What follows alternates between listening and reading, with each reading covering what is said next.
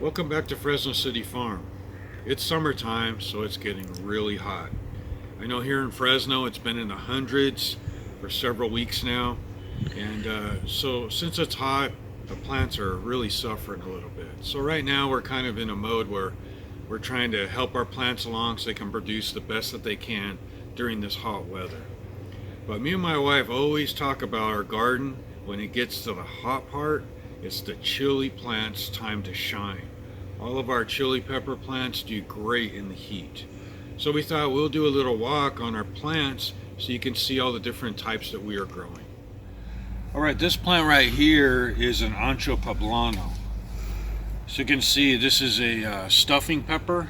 We use it for chiles rellenos and a lot of different things. So we planted a lot of these because we like to use them in our cooking. And then the next one we have here is the pasilla. So pasilla is usually dried.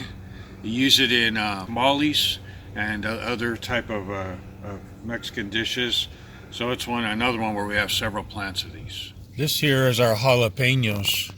So a lot of people usually use these for salsa. This year we're going to start to do some canning with them.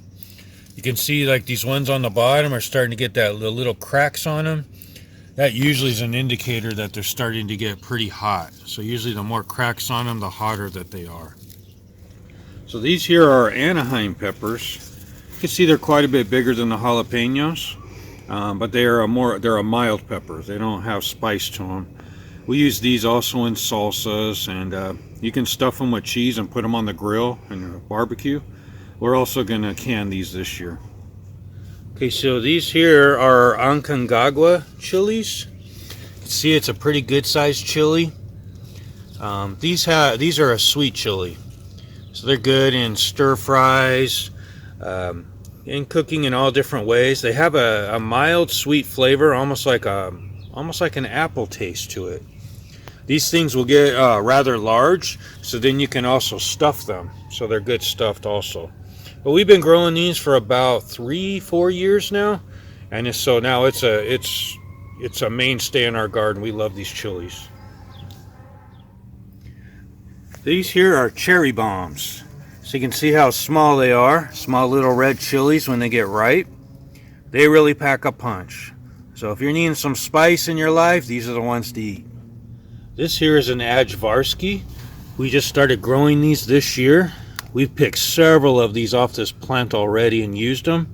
We really like them. They're almost like an ancho poblano, and you can use them for stuffing and just to add flavor to any of your recipes. But this is a really nice pepper.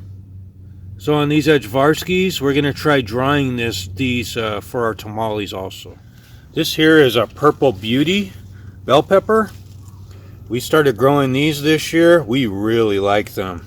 All the plants we have are very prolific. You can see there's probably 7-8 peppers on this plant. Really good for cooking and anything you'd use a bell pepper for. This here is a California Wonder bell pepper. We really love these. They get nice and big. Really good bell peppers. You can see on this plant they're starting to turn red and different colors. So good pepper to have in your garden. So this here is our Serrano chilies. So you can see this one compared to a jalapeno.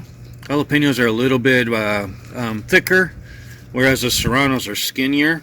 Oh, one popped off there. So you can tell when you look at the plant, the leaves are a lot smaller than some of the other chilies, and they have the downward growing pattern to them. Now these here are good for salsas, but they are hotter than the Fresno or the jalapeno, so they'll give you a little bit more spice. These here are a Santa Fe Grand chili. You can see how packed out this plant is. These chilies are good for salsas and cooking. They are about as hot as a jalapeno or a Fresno chili. You can see down here at the bottom, they're starting to turn red. And that one's already red. This one's kind of an orange color. But a really nice chili to cook with. We wanted to show you some of the ways you can identify the different chilies by the way they grow in the garden. This right here is again a jalapeno. You can see how the jalapenos, they grow straight down as they're growing. Now let's go to a Fresno chili and let's look at how they grow. So here is the Fresno chili. Of course we got to have these. We live in Fresno. But these are also a spicy chili like a jalapeno. But notice how they grow up. The point goes up toward the sky. So that's a way to identify them. You can see when they turn red, that means that they are ripe. So what we're going to use these for this year is we're going to try fermenting them and make them into a hot sauce. So we're looking forward to seeing how that tastes. Okay, now this plant is a chili de árbol, or in English it would be like a tree chili. And you can see why. Look how it looks like a tree, a long stem.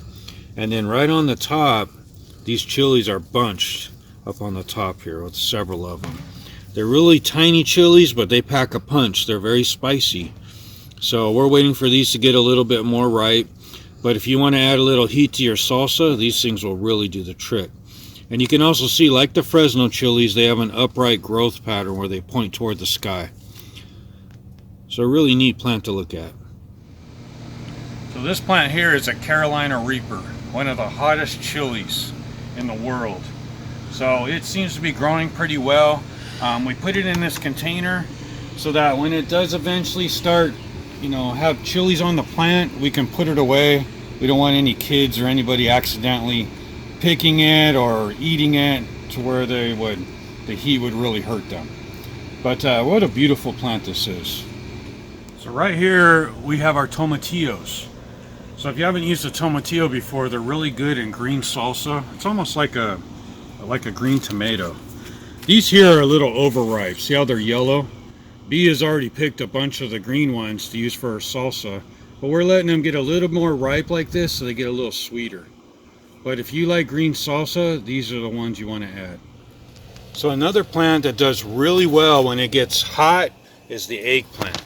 So look at our eggplants. You can see all of the different ones growing there. These plants are doing wonderful. This is our first year growing eggplant. I don't remember liking them as a kid, but I'm starting to grow a lot of things that maybe I didn't like as a kid and try them again. For the most part, I'm liking all the new vegetables. So we're going to try these in some of our recipes and see how we like them. One thing we are really enjoying right now is Van Gogh's garden. First time we've done sunflowers in our garden, and it was well worth it. I know you've seen some of our posts on Instagram of some of the pictures. You can't take a picture of these without a bee on them. So it's just wonderful to see the bees, see the beautiful little flowers, and I look forward to growing them again next year because we really love them. So you can see the varieties all the way from the height up there at 11 feet, that Russian mammoth, all the way down till you get down here to the teddy bears that only sit about 3 feet tall.